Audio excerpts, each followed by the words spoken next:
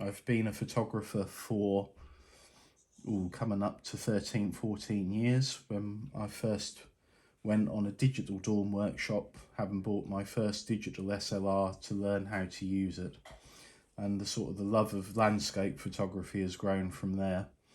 But over the years, I've done a diploma in professional photography. I'm now working to the end of an HND, so I've had to broaden my horizons in terms of the genres that I can photograph. So I also enjoy photographing vintage aircraft, and have had an image especially commissioned for that from that series. And I've branched out into producing the Bury St Edmunds calendar, which if you're in the room I have got a sample here, and some jigsaws. My main thrust in landscape photography is to try and produce something perhaps that the eye doesn't see, to actually create an image rather than make an image. And I think some of mine, I like the smaller details as well as the big grand vistas. But part of my photography is actually printing small things very, very big. And I print through Whitewall, which are an award-winning lab, and I would print on various types of media that they offer, not just plain prints, but also photos on acrylic, can be printed onto wood. Some of the black and white series, particularly good, printed on brushed aluminium dye bond, for example. With the business, what you get is what you see. The business is me and only me. I hope I give a very personal touch, and also hope that you can see that I've developed a very unique style within the landscape, some of it being quite bold with composition. I'm quite experimental. We'll try different things, such as the camera movement series. I work mainly with the Nikon D850 and Nikon lenses, and I also use the Lee filter system, the square filter system, mainly because I want to get everything right on the camera and spend more time outside and less time on the computer fixing it. I think if you get the picture right, like what is sat in front of you, and that you enjoy those images as much as I enjoy taking them. Landscape photography particularly is something of a mindfulness break for me, and that you really do get to slow down and sort of really be in the moment and be in your surroundings. I've included some portraits in there because I think that's an important skill to have, because you often get asked by somebody to take a portrait. Most of my portrait work is done in natural light or with one single light, as I like something that's a little bit darker perhaps than others, and that's my own personal taste. So if you prints, I would print to any size. Prints would depend on prices, would individually depend on what the customer wanted. Drone services I would charge at the moment £50 an hour. That includes the research in where you're flying, weather conditions, whether there's anybody else flying around, any planned flights, and the editing would also be included in that. So if you have any questions for me, then please do fire away. Well, one of the advantages of using digital is the fact that you're not restricted to 36 exposures as with film. But how many shots do you take of a particular subject, and then do you select from those range of shots? So landscape and portrait, very different. Portrait shoot, you may shoot as many as 120 frames in an hour. With a landscape, I will have done the research, I will have looked at where the best views are, I will have looked at, say, coastal photographs, I would have research tide times, particularly. Always advisable. Well, yes. Also, I think there's an image of Sea Pauling where I hit where the waves are coming over the sea defences, and that was a high spring tide. Otherwise, you just do not get the drama of the waves going over. A landscape shoot, I would probably have done that, and I would probably say perhaps as few as 15 to 30 frames, because I want to get that right, and I will wait for the right conditions. So I will have done that research in advance rather than sort of taking lots and lots and lots.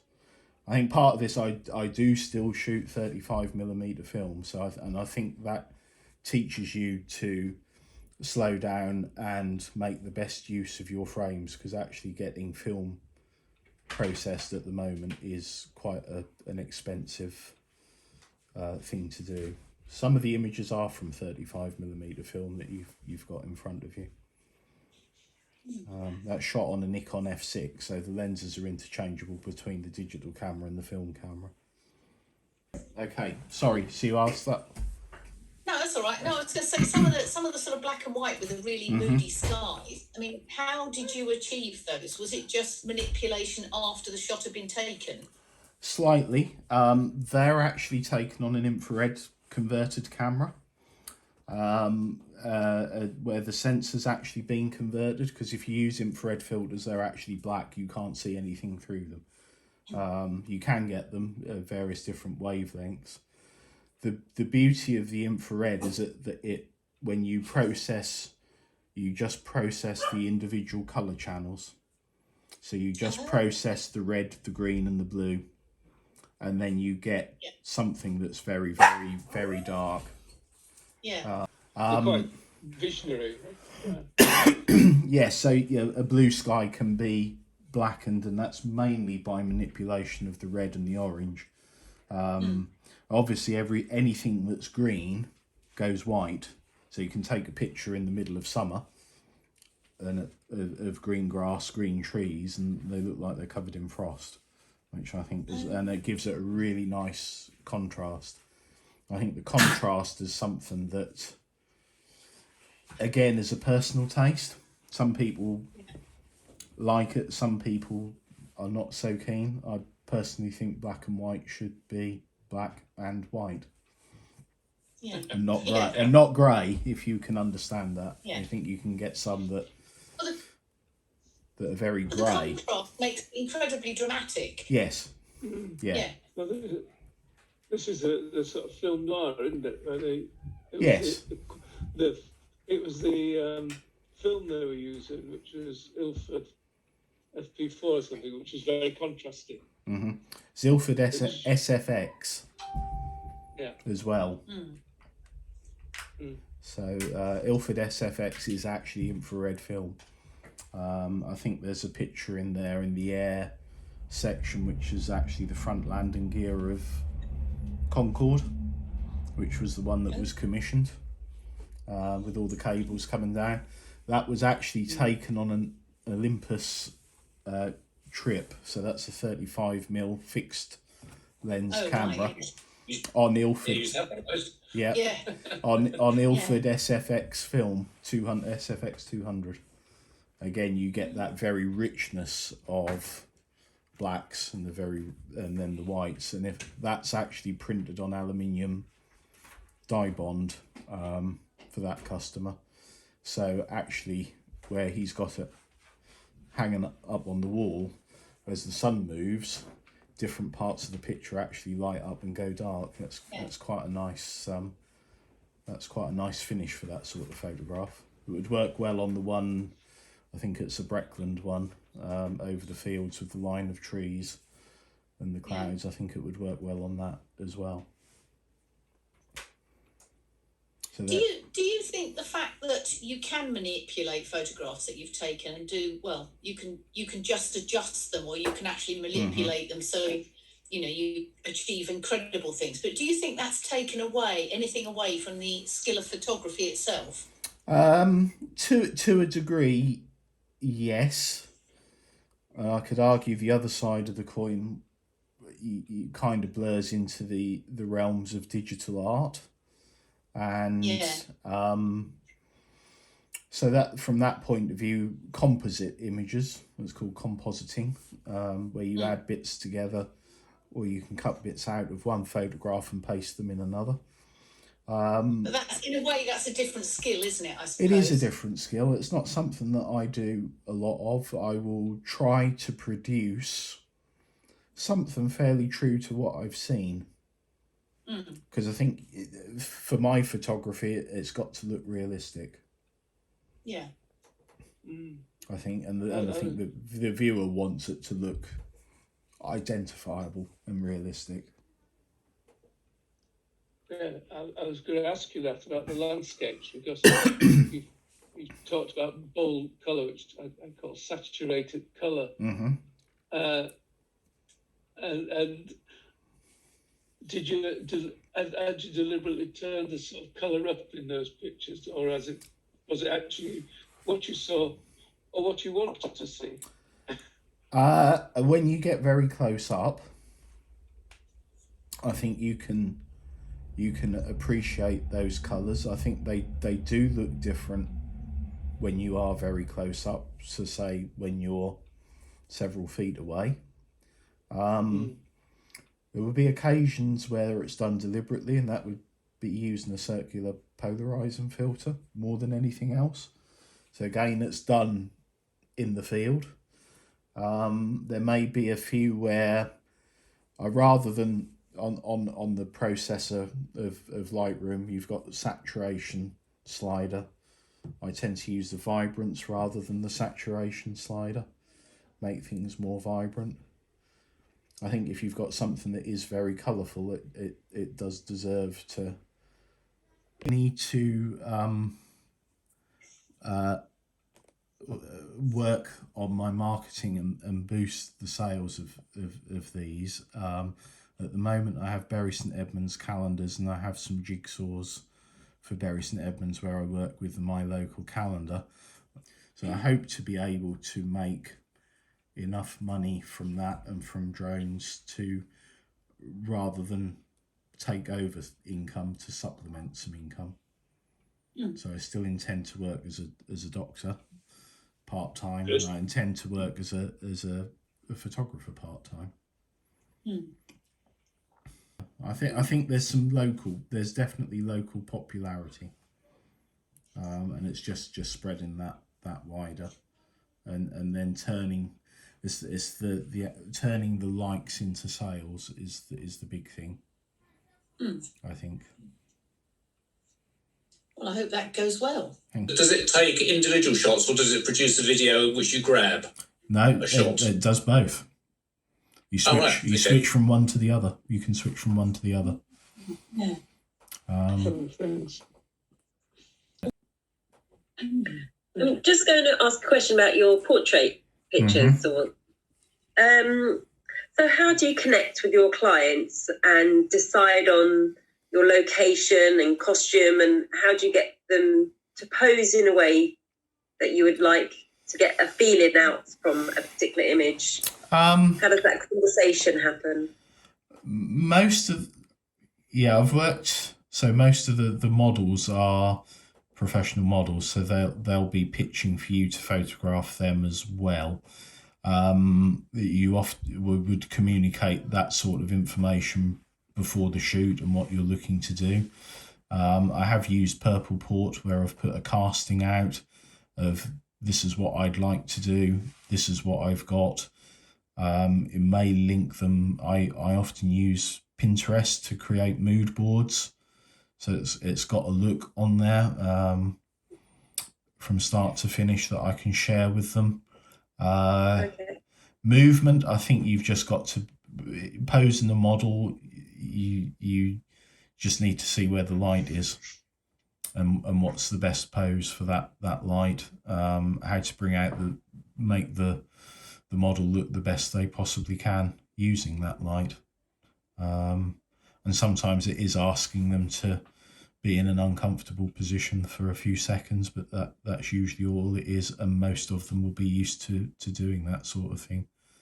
I've been lucky. I've met some lovely people who modelled, who are very nice, and you often just do find some common ground and start chatting, and then the whole thing becomes much more relaxed and enjoyable, and you find that time goes very, very quickly, as do the memory cards, because you're probably shooting 300 to 400 frames at least. And do they get a chance in saying what pictures that they prefer to see? Yeah, I will always. Yeah, I will always at certain points break and show them the back of the camera. I think that's actually quite an important thing to do, so they can see why I've asked them to do what I've asked them to do, and they can then say, "Oh, I like that one. Could I have a copy of that for my portfolio?" I think just to stop and share the image on, even though it's only on the back of the camera, is quite a good thing to do. So you know it means you're working together. Yeah. Let's go on. I really enjoy seeing some of your background scenes to the costumes that they've. You got the client to wear. I think that was great. Yeah, what made you have those ideas, or what's inspired you? I suppose they're semi-gothic in a way, that they're very dark, and to me, those sorts of pictures have an atmosphere and a feeling about them, and actually something being a little macabre, I think, makes the viewer more interested.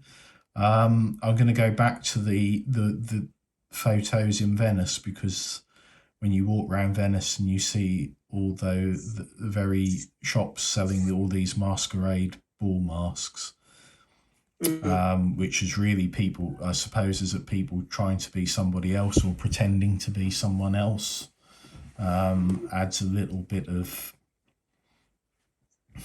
it makes you question what they are, who they are, why they're doing it. And some of those masks are quite, I think the word is ugly, actually. Some of them are quite grotesque. But it allows people to hide. It allows people to hide, yeah. And I suppose with some of them trying to get a clear picture of at least one eye, if not both eyes, because I think that really does. That's how you see the person underneath, I think, for me. It was one of those pictures I think looked absolutely dreadful until I got out the very bright pink lipstick and the sort of the blacks and the greens, and all of a sudden you've got the area in the middle of the picture that's bright pink. Just brings that person out of the background as well. Very interesting, thanks. Yeah, very interesting. I suppose I like things that are a bit dark and a bit mysterious, and that's what I'm producing on the camera. But I think it must be the same as any creative process, really. Is you need to find which aspects of it sort of tick your boxes, really, because nobody can do everything. No, and certainly not last weekend before, down to Felixstowe at 5 o'clock in the morning for a sunrise shoot when it was a bit cloudy, and that was high tide as well, and that was deliberate because it was high tide, and got some amazing long exposure photos. And you're doing it because you know what you're going to get at the other end.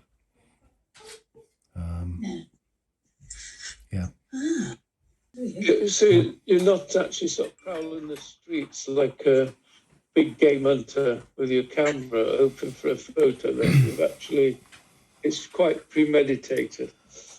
I think even the ones where you could argue that I was prowling the street with the camera are quite are premeditated to a degree. So walking through those streets in Genoa, I knew those streets were that narrow, and I knew there would be a contrast. even though I'm probably just walking along with my phone. And I did honestly only they were shown as a series of 7, and I did only actually take 11 pictures.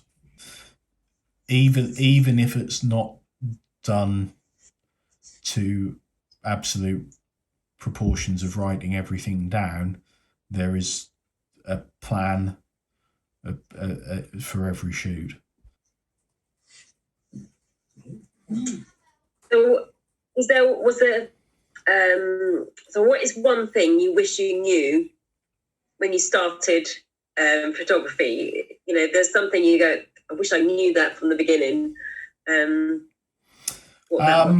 think there's something you learn every day with photography, and I think the one thing that I would take back that I did actually learn on that shoot down at Felixstowe, when you do a long exposure, you use a filter called a stopper of various degrees. So either 6 stops, 10 stops, or I think I've got one that's 15 stops, which are effectively black to the human eye. They're black, and they're deliberately done to block out light. What I didn't know at that point was how to use them alongside what we call the graduated filter. So where the top of the filter is dark and the bottom of the filter is clear. So using coastal photographs, actually using the graduated filter to sit on the horizon so that you bring out more detail in the cloud, and then you actually put the stopper in behind it. So you need a filter holder that's got more than one slot at the front of the camera. And then you calculate the exposure time from the frame with just the graduated filter in. And then you can calculate, there's a nice little app that the Lee filters do on your phone where you calculate what the exposure time is. It's a bit of a But as you say, every time you go and do a different type of photography in a different area, you learn something else. Yeah. With portraits, I've learned. I think I've probably learned not to use a flash. Certainly without, because I think in some cases it gives a very, very, very harsh light, and in a lot of cases quite I don't cruel, want that. I think. It can be, yes, but equally you want to separate your subject from the background, and that's where its greatest use is. But I've always felt my strength was actually manipulating natural light. So occasionally I would use a reflector to do that, to sort of bounce light back up. But I'm not a great flash photographer. No, but you can use studio lights. Yes, I can use them. Yeah. Not quite so directional. Yeah. And actually, my favourite light is a continuous light. It's an old BBC Studio strand lamp on a wooden tripod, polished stainless steel, and it actually puts out a very warm yellow light. That's probably my favourite, I would say. Especially with the backdrop of what looks like the grand staircase in an old mansion. Because it almost then looks as if it's candlelit, which it's probably what that scene is meant to look like. Yeah, it sounds like it's been a very big learning curve. It's been a huge learning curve, actually. I think the biggest learning curve now is actually business planning. That is the biggest learning curve of all. Even though under the eyes of the law, I'm self-employed and I know GP accounting inside out and back to front, which is quite complex. But yeah. So the purpose of this portfolio is to show the range of techniques and approaches and your skill in those techniques. Yes. It's not intended to kind of, I don't know, as a proposal for an exhibition of coastal photography. No. We're not meant to sort of say, well, these are the really good ones. No. No. It's a good range of work. Does make you want to go out and take some photos now. I know. I don't know if I'm allowed yet for a few days. No, that's true. Yes, scenes from my bedroom window. Yeah, well, I do some in the garden. I do one of the ones that's not in there, which is quite macabre in its content, but quite sincere in its intent. I do like making up scenes with toys to try and make them look real, and particularly using Hornby models and the people that go in 00 gauge railways. So there is a series of 9 photos that I did, which is basically somebody committing suicide by laying them down on the railway tracks, and it's a series of 9 and the aftermath. And the last picture in the shot is not a toy; it is a real train going over the crossing at Mellis. But what's really in focus is the Samaritan sign at the crossing. Yeah. So it tells a story. Little gravestones for the churchyard and the grieving widow and the children, and the floral tributes at the side of the railway line were all part of this series of 9. And I used smoke pellets as a steam engine. So I used smoke pellets to recreate the effect of steam. The moral of that story was that the smoke pellets are far more effective inside than what they are outside. And make sure you've opened the windows and the doors first and not afterwards. Yeah, all part of that big learning curve. Yes. Yeah. Yeah. Oh, that was very interesting, and I really hope that you master the sort of the marketing techniques and further the cause, as it were. But yeah, I'm going to get some outside help for that. So yeah. I think with this sort of thing, I think word of mouth. Yes. When you think of sort of famous artists, a lot of them became famous because just one particular well-known person bought something and all their friends went, "I like that." So yeah. Yeah.